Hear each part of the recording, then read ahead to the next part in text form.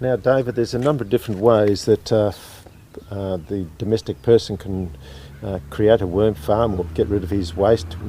But the main thing is that they want a good finished product. So you've got quite a few different things here today that you'd like to show us as to how people can work with their worms. Yes, you can have a worm farm. Probably you're only limited by your own imagination as to how you make it. One of the important things to understand that there is a difference. There are over 3,000 varieties of worms. But basically we can break them down into two types. There's the normal earthworm and there are compost worms. And for breaking down your household scraps and rubbish, you need the compost worms. The normal earthworms will not survive in captivity like this.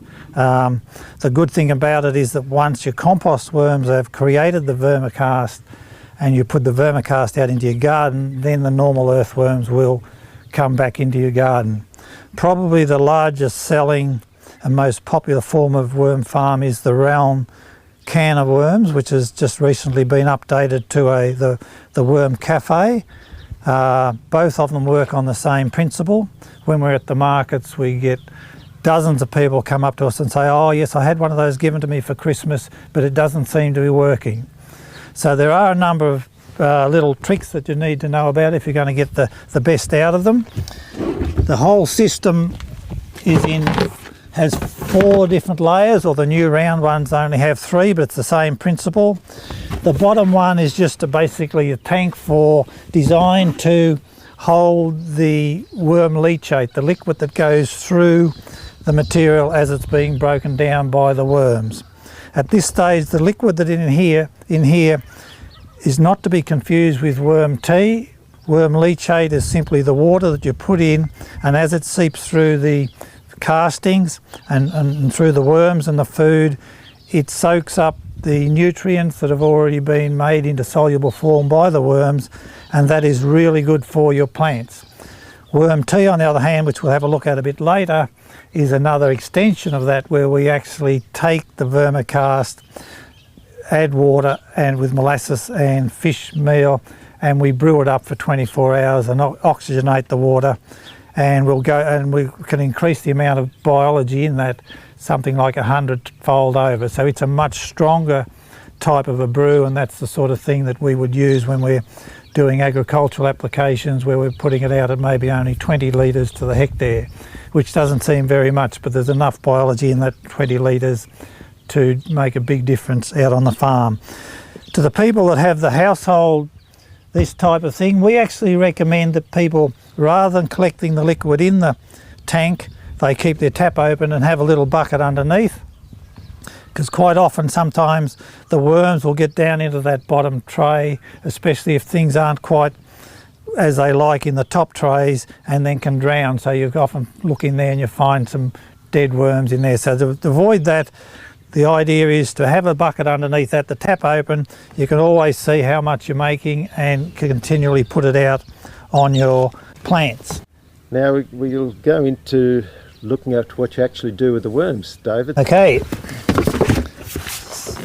So, as we've pointed out, the bottom one is just as a drainage facility. The first layer, which has got holes all through it, we sit that in there, put a couple of sheets of newspaper on the bottom, and then we'll put our worms in there.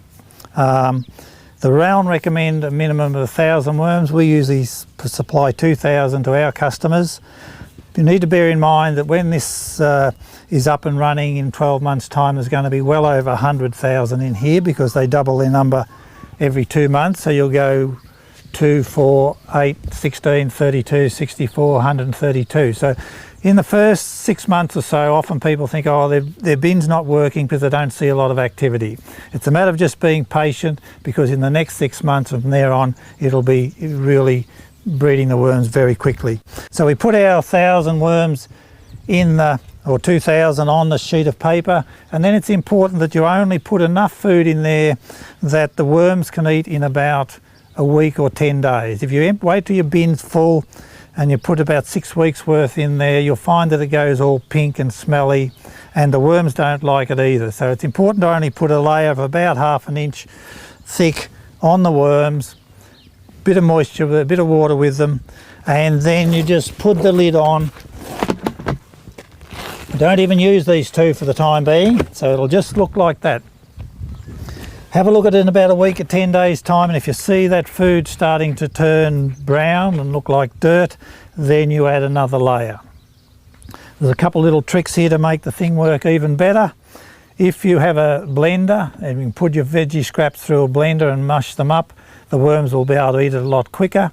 If you can't, at least with the big bits of pumpkin and things like that, at least chop them up on the chopping board. Or another good trick is to put all your veggie scraps in a plastic bag, put them in the freezer overnight, and then when you take them out and put it in the bin, they thaw out and they'll go mushy very quickly, and it's a lot easier for the worms to consume them. So eventually you add layer after layer until you get to about the level of the food in there is about an inch from the top.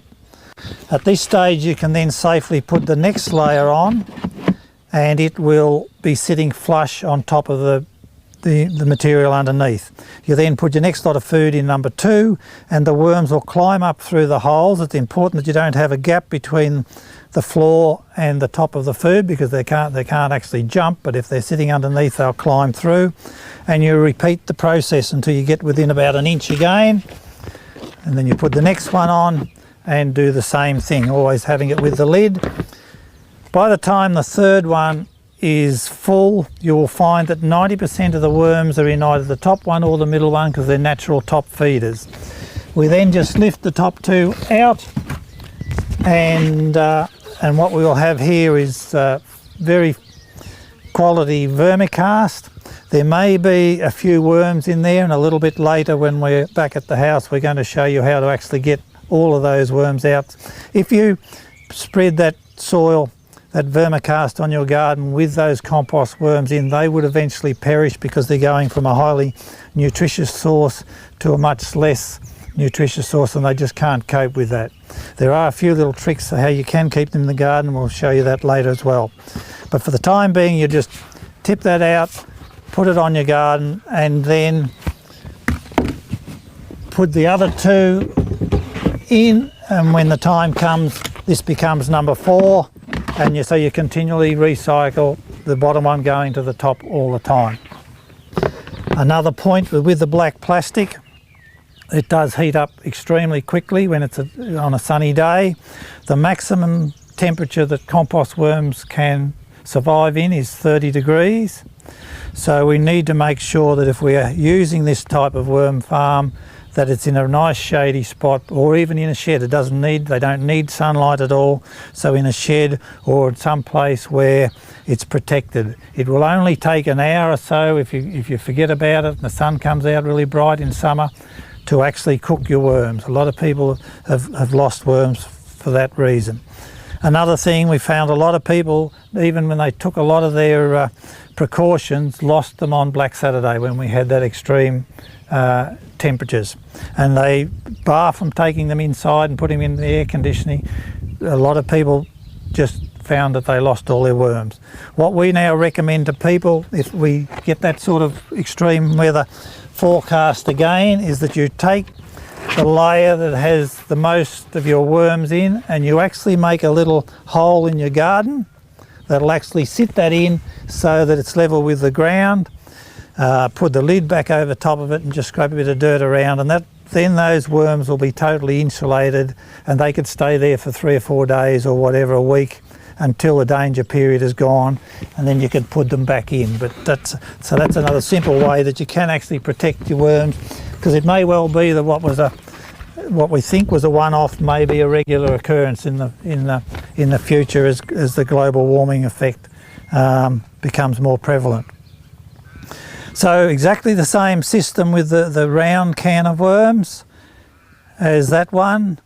David, when you put them in this cosy, or not so much cosy, or cool environment in the ground, are they able to escape and go into the ground, or for safety's sake, or then possibly come back? They can, if the temperature got too hot for them in the actual bin. They can just go down through the bottom. They won't go far because they know that this is where their feed is, so they're not like normal earthworms that will wander all over the place. But if necessary, they will go down underneath the bottom of the tray.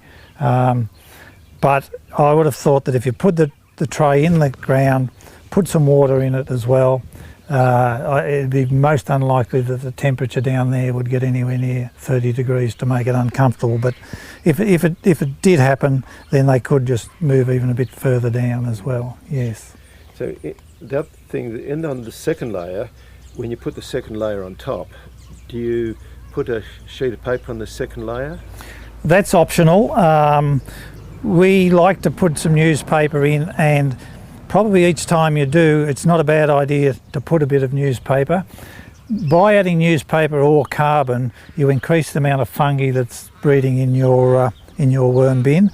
Ideally, we like about a 50-50 ratio of bacteria and fungi.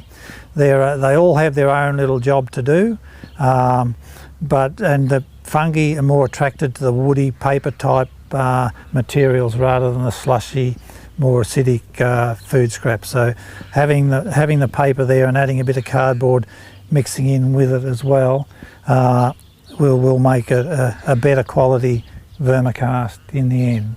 How many sheets of paper would you? I would probably just 2 or 3, maybe 4 double sheets. Certainly not a whole. I mean, you could, but it would take them a long time. They'll finish up eating the paper, but just 2 or 3 double sheets of an Age or Sun type newspaper. People sometimes ask, does the ink, is there a problem with the ink on the newspapers? The black ink is certainly not a problem, because most of the newspapers use soy-based ink these days, so that's not a problem. The colour may have some chemicals in it, so I prefer to go for the black and white and probably avoid the really glossy advertising type magazine things that are just full of bright colours. But even then, the fact the worms will neutralise any of the chemicals that are in there, but just for their own, to make it a bit healthier for them, prefer the black and white if you can. Another thing is wet hessian bags are often quite effective. Not everyone has access to that, but you can, or a bit of old carpet and sprinkle it with water.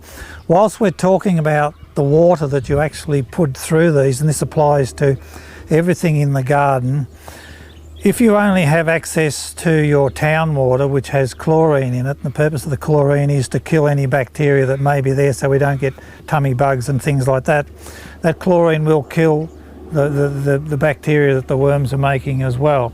So if at all possible, if you can't avoid using your town water, what we suggest is that you fill a bucket up and let the bucket sit out in the sun or out in the open air for 24 hours, and the chlorine will quickly evaporate out of it, and then you can safely use it. But we try and gather our washing machine water or shower water and use that. But as people probably notice, plants seem to do better when it rains rather than when you've hosed the garden with your town water, and that's because every time we hose it with the town water, we are applying chlorine and reducing the number of active microbiology that are actually in the soil.